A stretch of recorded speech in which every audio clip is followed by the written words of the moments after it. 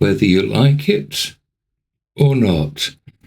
There is infinitely more to you than your mind will allow you to believe, which is great.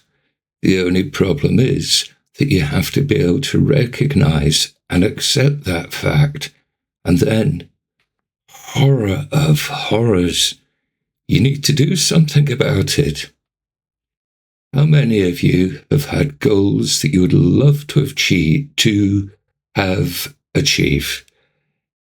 And if only life and a lot of well-meant advice hadn't gone your way, then who knows what you might have achieved. Maybe I'm being overly cynical, but I believe that we have a culture of holding back our personal development.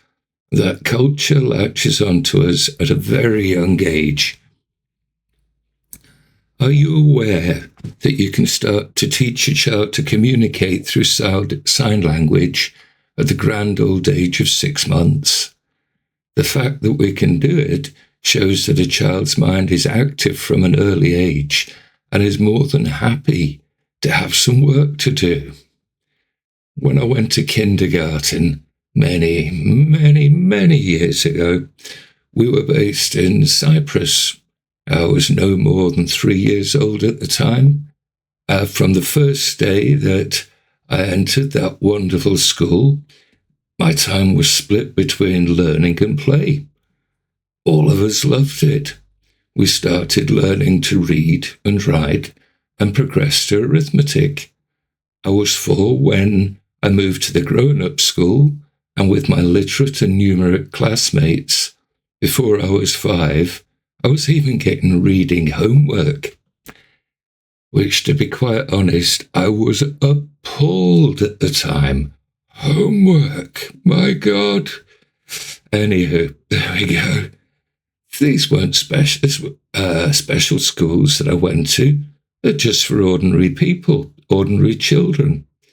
But the way that we were taught does suggest that it was recognized that children's minds flourish when they have something that makes them work. Based on my early experiences, I think it's fair to say that in this advanced day and age that we live in, children aren't given the opportunity to achieve their potential. If anything, they're held back by education systems that are loath to push or stretch them. Now, I know that's a generic statement, but children, at a point when they should be laying the foundations for their future development, are being held back, which leaves them and the rest of us playing catch-up. The great thing about childhood is that nothing is impossible.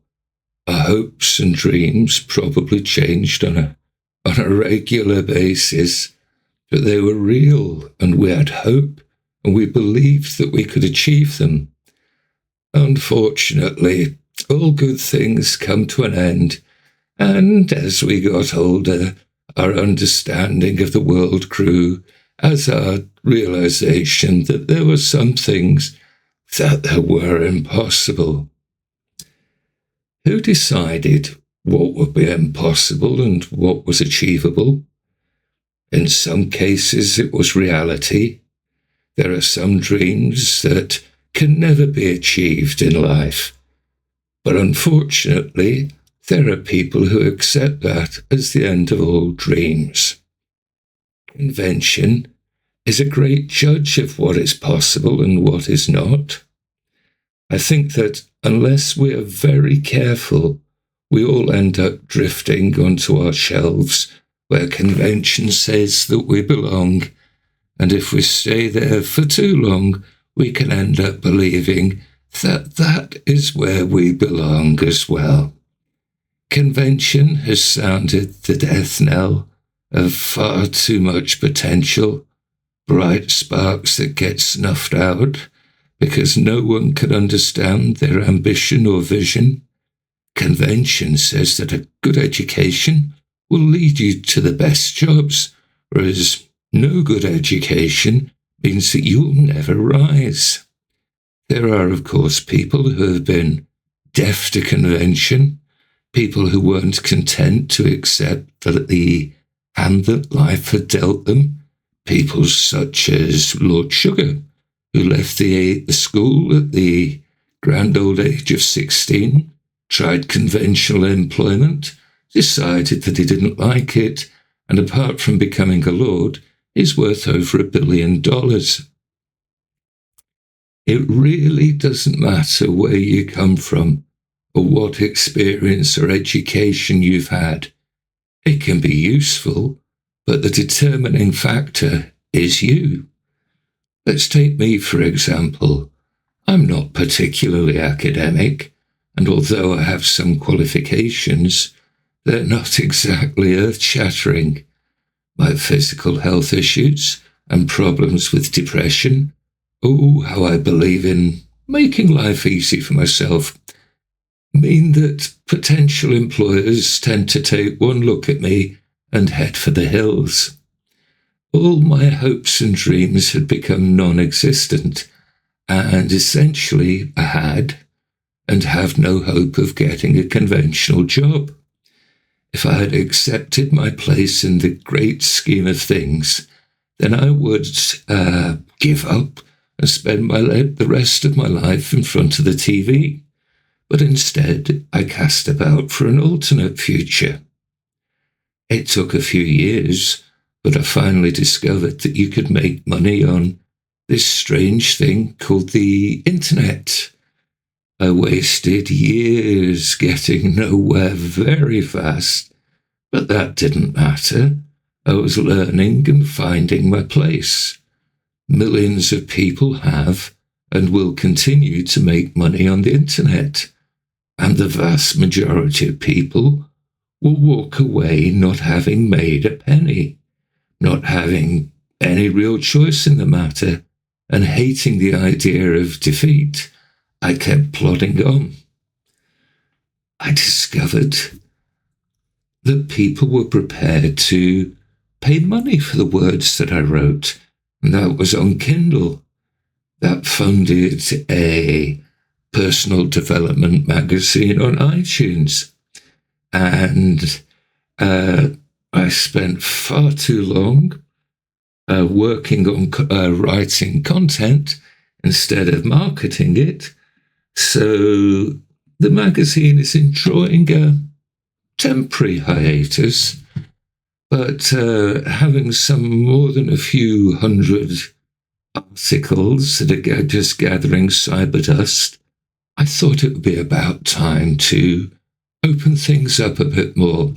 Hence, you're getting a lot of content on iTunes.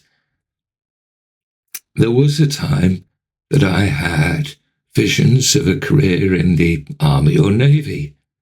After a while, I decided I was going to become a vet, and I had great fun in helping out with a rural veterinary practice. Now, I have my own websites, I have books, and you wouldn't believe the writing list I've still got. There's the magazine that'll come out. It's a membership site or two that I'm working on. A podcast I've got my grey cells working on, and I also plan to have a streaming channel.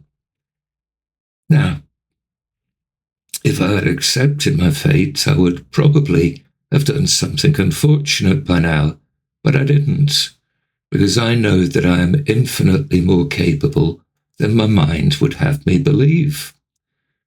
I have a long way to go before I will be a success, but I know that I'll get there if I keep working at it.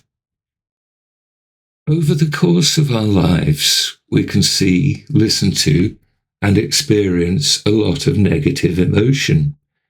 If we listen to negativity for long enough, then it can be like subliminal programming, and we'll come to believe that we have no future and that we might as well give in. As I know from experience, it's far too easy to let this kind of thing sneak up on you without your noticing. Think about it. How many people have allowed themselves to be talked out of following their dream? And how many people allow that defeat to stop themselves from dreaming? Admittedly, there could be valid reasons as to why you can't pursue it. But then there will be those who have never striven, who have forgotten what it is to dream, and they will persuade you that your dream is not worth pursuing and that you'll only be wasting your time, so you might as well give in. It could be that they mean well, but that advice could destroy your potential. Having a dream that you want to follow gives you something that you can be passionate about, something that can motivate you and drive you forward. It doesn't even matter if you never achieve your ultimate goal. The important thing is that you tried, because in trying, you will push yourself forward, and in doing so, you can achieve so much more than if you spend your life just going to work and watching TV. When you have something that you can focus your energies on, it will open your mind to possibilities. And don't forget that just because you start on one path, it doesn't necessarily mean that you'll stay on it. Your focus can change as new avenues make themselves known to you. Probably the most important thing that you will learn when you start to pursue your dream is that nothing is impossible. And if nothing is impossible, that means that anything is possible. It is one of the great understatements of the millennia, past, present, and future, to say that I am not the techiest of people. It took me a lot of wasted years before I bit the bullet and set up my first site, and suddenly I discovered, oh, it's easy. Over the last few years, I've reconfirmed something that I've always known deep down, but didn't always act on. The simple fact is that anything can be difficult if you come across it for the first time. It's natural to say that I'm never going to do that.